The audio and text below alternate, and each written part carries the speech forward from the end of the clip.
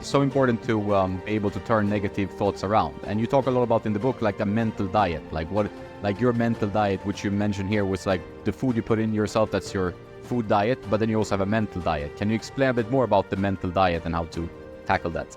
So I love it because that is the whole foundation of the. That is. Yeah, it's like all the chapters are mental diet. And it's delicious. And it's delicious.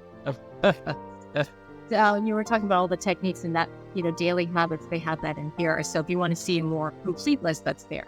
But our mental diet is what we put into our mind. And I think that it's very important, especially in life or in tennis, to have the appropriate diet. And I like a lot of the concepts we talk about, like positive affirmation, confidence, and discipline. All those things are really important concepts for everybody, especially tennis players, to have in their diet. But I think one of the most important I wanted to highlight from the book was positive association.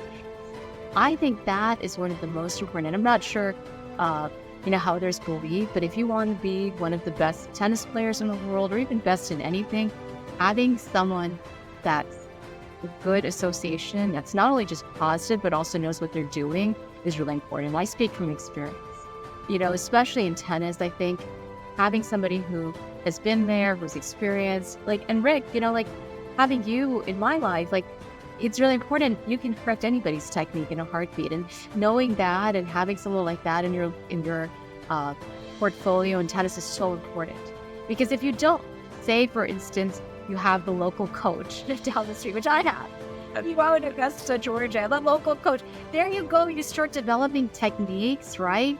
And instead of your tennis strokes becoming weapons, they become liabilities. Because now you have the wrong technique, your backhand is always going in the net and always really explaining, and you're it's very, very hard. So I think positive associations is one of the most important things for tennis players, especially early on, to develop the right technique.